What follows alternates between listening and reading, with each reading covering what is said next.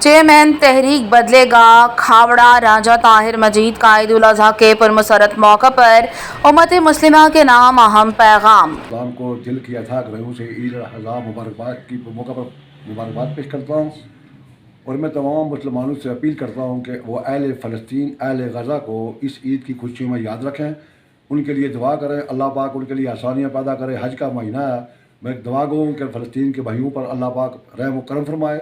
میں تمام مسلمانوں کے لیے دعا گو ہوں کہ اللہ پاک آپ سب کو صحت سلامتی عطا فرمائے۔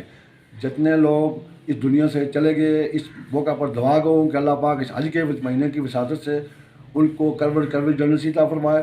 جو لوگ گھروں میں، اسپتالوں میں چھوٹی سے بڑی بیماری میں مبتلا ہے، اس دعا گو ہوں جمعہ کا دن بھی ہے کہ اللہ پاک ان کو صحت سلامتی تندرستی عطا فرمائے۔ جتنے لوگ بے روزگار ہیں، اللہ پاک ان کو رزق میں وسعت عطا فرمائے۔ اس موقع کے اوپر میں اپنی مسلح بہادر افواج کو بھول جاؤں تو زیادتی ہوگی۔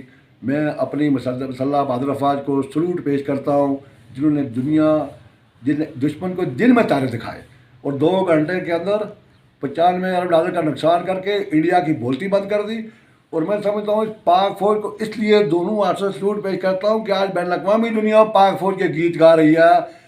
مبارکباد پیش کرتا ہوں فیلڈ مارشل صاحب آپ کو، السلام علیکم کہتا ہوں۔ حافظ صاحب آپ کو بالخصوص، حافظ صاحب آپ کو دونوں ہاتھ سے سلوٹ کرتا ہوں کہ آپ نے، ٹرمپ یہ کہتا ہے کہ پاکستانی فوج دنیا کی خطرناک ترین فوج ہے اور اس میں ڈنکا بج رہا ہے پاک فوج کا، تو میرا دل فخر سے بلند ہے۔ میں بطور پاکستانی پاک فوج کو سلام پیش کرتا ہوں۔ پاک فوج کے شہداء کو دعا گو کہ اللہ پاک یا اللہ ان کو شہادت کا بلند درجہ عطا فرمائے۔ جو غازی ہیں ان کو صحت سلامتی تندرستی عطا فرمائے۔ اس موقع کے اوپر پاک فوج زندہ باد، پاکستان زندہ باد، پاکستانی عوام زندہ باد، آزاد کشمیر زندہ باد، کشمیر عوام زندہ باد۔ السلام علیکم۔